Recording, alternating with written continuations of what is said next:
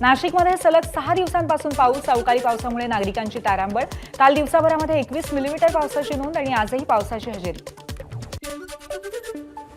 नाशिक शहरामध्ये मुसळधार अवकाळी पाऊस. मुंबई नाका गोविंदनगर परिसरामध्ये साचलं गुडघाभर पाणी. पावसाळ्यापूर्वीचं नालेसफाईचं काम अजूनही सुरू न झाल्यामुळे पाणी साचलं आणि नागरिक त्रस्त. नाशिकच्या त्र्यंबक रोडवरती पावसामुळे झाड कोसळलं आणि जीवितहानी झाली नसून 2 कार आणि एका रिक्षाचं मात्र मोठं नुकसान. नाशिकमध्ये अवकाळी पावसामुळे अंगावरती झाड कोसळल्यामुळे दोघांचा मृत्यू. सातपूर परिसरातली घटना. दुचाकीवरून कामाला जात असताना अंगावरती झाड कोसळल्याची घटना. नंदुरबारमध्ये सलग 6व्या दिवशी अवकाळी पावसाची हजेरी. पावसामुळे पपई पिकांचं नुकसान आणि वादळी वाऱ्यामुळे अनेक घरांची आणि झाडांची पडझड. पुणे शहरालाही अवकाळी पावसाचा तडाखा. सकाळी पुणे शहरामध्ये मुसळधार पावसाच्या सरी. त्यामुळे पुणेकरांची काहीशी तारांबळ. मुंबईच्या पश्चिम उपनगरातही अवकाळी पावसाच्या सरी. अंधेरी, जोगेश्वरी, गोरेगाव, मालाड, कांदिवली, विलेपार्ले, सांताक्रूज परिसरामध्ये पावसाच्या सरी. उकाड्याने हैराण झालेल्या मुंबईकरांना काहीसा दिलासा. ठाण्याच्या शहापूर तालुक्यामध्ये वादळी वाऱ्यासह अचानक आलेल्या पावसाने लग्नात वऱ्हाड्यांची चांगलीच तारांबळ. वऱ्हाड्यांनी आणि स्थानिकांनी मंडपाचे बांबू हातांनी पकडून ठेवल्याचा व्हिडिओ व्हायरल. पालघर जिल्ह्यातल्या वाडा भागामध्ये पुन्हा अवकाळी पावसाची हजेरी. आंबा काजूसह बागायतदारांचं मोठं नुकसान होण्याची शक्यता. वीज भट्टी व्यावसायिकांचं पावसामुळे मोठं नुकसान. ठाण्यातल्या खारेगावमध्ये पार्क केलेली 4 चाकी वाहनावरती झाड कोसळलं. दुर्घटनेमध्ये गाडीचं मोठं नुकसान. सुदैवाने कोणाला दुखापत नाही. रायगडमध्येही अवकाळी पाऊस. खालापूर, कर्जत, खोपोली परिसरामध्ये विजांच्या गडगडाटासह पावसाची दमदार हजेरी. बीडमध्ये झालेल्या पावसाने नगर परिषदेची पोलखोल. मान्सूनपूर्व कामं न झाल्यामुळे नाल्यातील पाणी रस्त्यावरती आणि नगरपालिकेने पावसाळ्यापूर्वीच कामं लवकरात लवकर करून घ्यावी अशी नागरिकांची मागणी. एसटी चालक, वाहक आणि अभियंता पदासाठी लवकरच भरती करण्याच्या प्रक्रियेला महामंडळाच्या संचालक मंडळाच्या बैठकीत मंजुरी.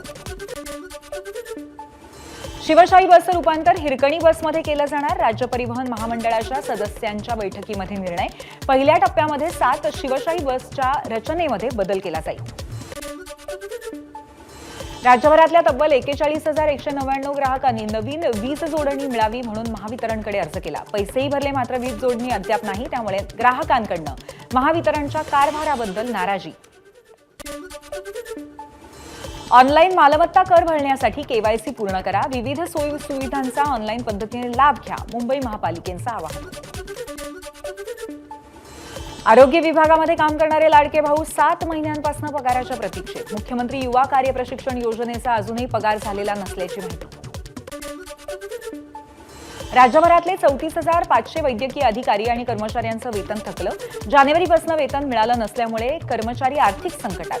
संतप्त वैद्यकीय कर्मचाऱ्यांकडून उद्यापासून उपोषणाचा इशारा. जतसाठी उपप्रादेशिक परिवहन अधिकारी कार्यालय मंजूर. MH59 म्हणून जत तालुक्याला नवीन ओळख. मागणी मान्य झाल्याने गोपीचंद पडळकरांनी मुख्यमंत्र्यांचे आभार मानले. कोल्हापूरच्या अंबाबाई मंदिरामध्ये आणि ज्योतिबा मंदिरात उद्यापासून ड्रेस कोड लागू होणार. पारंपरिक कपडे घालूनच मंदिरात येण्याचं पश्चिम महाराष्ट्र देवस्थान समितीकडनं आवाहन. साईबाबा संस्थानकडे 514 किलो सोनं. यातले निम्म सोनं रोजच्या वापरातलं तर उर्वरित सोन्यापैकी 155 किलो सोनं वितळवून सोन्याची नाणी बनवण्याची परवानगी मिळावी यासाठी न्यायालयात याचिका दाखल. शिर्डी संस्थानची माहिती. साई भक्तांसाठी शिर्डी संस्थानची नवी पॉलिसी. आता 10,000 आणि त्यापेक्षा अधिक डोनेशन देणाऱ्या भक्तांना आरतीचा मोफत पास देण्यासह दानशूर भक्तांसाठी इतरही अनेक योजना. विठ्ठल मंदिराला सुरक्षा रक्षक पुरवण्याचा 5,77,00,000चं कंत्राट बीव्हीजी ग्रुपला. 1 जूनपासून विठ्ठल मंदिराला बीव्हीजी ग्रुप सुरक्षा पुरवणार. मंदिर समितीचे कार्यकारी अधिकारी राजेंद्र शेळकेंची माहिती. नांदेडमध्ये वन विभागाच्या वतीने जंगलात असणाऱ्या पाणवठे तळ्यावरती ट्रॅप कॅमेरे लावून प्राणी गणना. कोणते प्राणी किती संख्येने आहेत याची एकत्रित आकडेवारी लवकरच समोर येणार.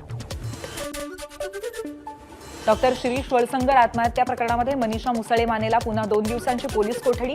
हॉस्पिटलमध्ये मनीषाने मोठ्या प्रमाणात आर्थिक गैरव्यवहार केल्याचा आरोप. बीडच्या मस्साजोगमध्ये शेतात सिंचन विहीर नसताना त्याचे पैसे उचलल्याचा प्रकार समोर. ग्रामपंचायतीच्या ग्रामसेवकापासून ते जिल्हा परिषदेपर्यंत सगळ्यांनी हा भ्रष्टाचार केल्याचा आरोप.